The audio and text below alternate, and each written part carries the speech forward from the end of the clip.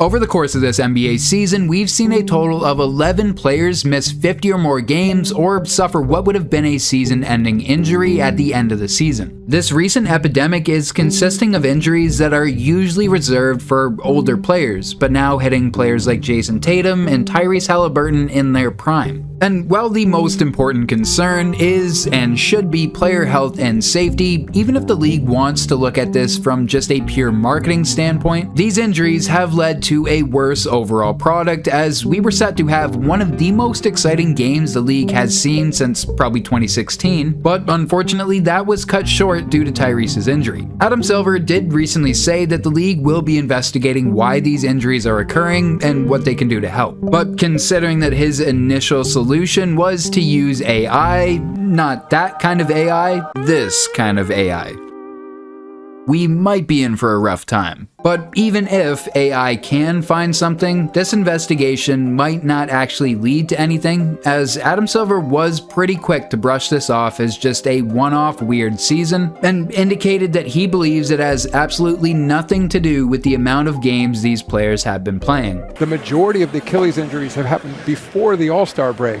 so it's not clear it's the number of games.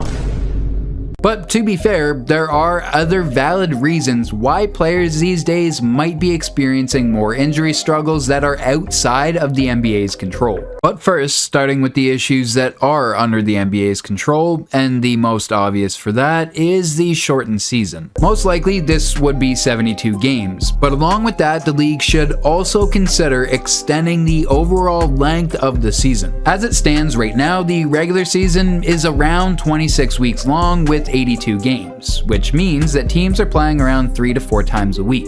Not to mention all of the practice in between, all adding up to some pretty heavy mileage on these players. But if the league dropped it down to 30 weeks with 72 to 74 games, then you're only playing 2 to 3 times a week. It actually breaks down so well that you would only be playing 3 games a week every other week. This move could be beneficial for the league in more ways than one. First and foremost, again, is player health. But you could use this as an opportunity to drum up more hype from the regular season, something that many fans have said has been missing over the past few years. Because, see, the plan to shorten the season could also give the NBA an opening to completely shake up the league to help achieve this as well. And these are just a few steps that they could take to accomplish this. Following the shortening of the season, you could introduce the much anticipated league expansion, most likely to Seattle and Vegas. However, we've done a video discussing the expansion, and if Vegas and Seattle are these cities to get the teams, which is the most likely outcome, this is also going to require a shakeup of the conferences, which again could lead to another opening for Adam Silver to make a more drastic change by completely eliminating conferences altogether. The logic for this goes beyond the picture that I'm trying to paint for this video, as for quite a while it's been pretty apparent that the Western Conference is the much deeper conference. And even going into this upcoming season, you're seeing multiple teams in the East trying to load up during this year's free agency in hopes to take advantage of a conference that is seen as wide open.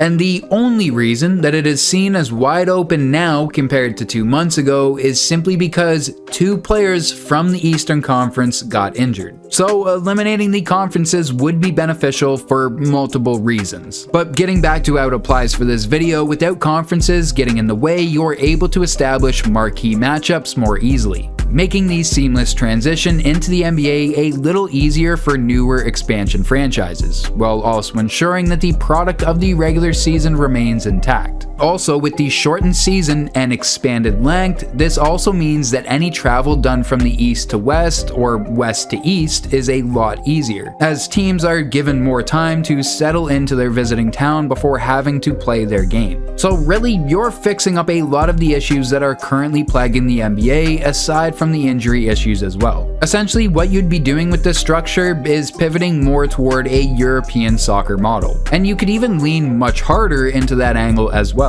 With the open conferences and schedule changes, you can make it so each team plays each other team twice in a balanced round robin. Then throughout the season, you could really promote Super Sunday games like they do in the Premier League, while also giving a revamp to the very underwhelming rivalry week that occurs in the NBA, as I'm sure that some casual fans didn't even know that was a thing until right now. By doing all of these things, you're taking steps in the right direction to ensure player safety while cutting down on load management, while also making each regular season game feel more like an actual event, something that fans wouldn't want to miss out on watching live. To me, this is the best solution that the NBA can create to help out on all fronts. But as I mentioned at the beginning, there are still plenty of areas that are outside of the NBA's control. And the first issue is the culture that these players are stepping into right from the start. There was recently a study done that was published by the National Institute of Health that found that boys and girls under the age of 14 have experienced both mental and physical exhaustion from the game, with the study going on to report that many of these young athletes were missing out on the much recommended 8 hours of sleep that is needed at that age for proper development and time to give your body to recharge and, most importantly, recover. Many of these contributing factors have led to younger players putting more mileage on their legs before even getting to the NBA compared to previous generations. And a lot of those miles might not be necessarily beneficial to their overall game,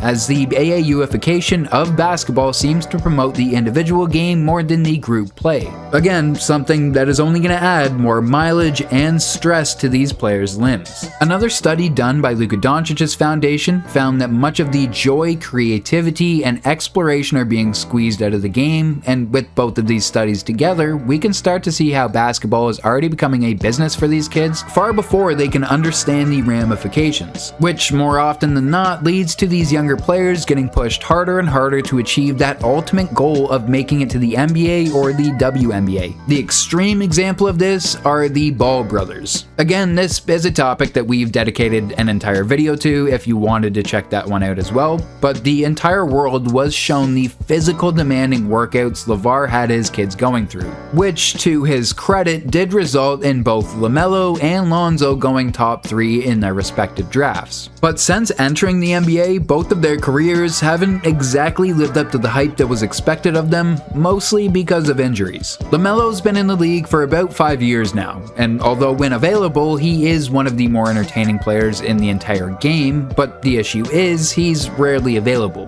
Throughout those 5 seasons, he's only averaging around 46 games a season, only ever playing more than 70 games one single time. And Lonzo has been even worse, just recently returning this season after suffering a knee injury that took doctors almost a year to even diagnose, with the injury being so bad that it was reported he couldn't even walk up a set of stairs. And you can even extend this out to LiAngelo, who had to undergo ankle surgery in 2019 for his own set of ongoing issues. But with all of that being said, as I mentioned, this is all out of the NBA's control, so that's something that is gonna need to rely on a culture shift. But even when talking about making any serious moves toward injury prevention in the NBA, this is something that is most likely not gonna happen for at least another decade. With the new TV rights deal, there is already way too much money at stake to shorten the season or to do any drastic measures that would take away any games that are already allocated to certain networks. And since taking over as commissioner, Adam Silver has shown on multiple occasions that his biggest concern when it comes to running the NBA is not the fans, is not the players, it is making sure that money keeps rolling in.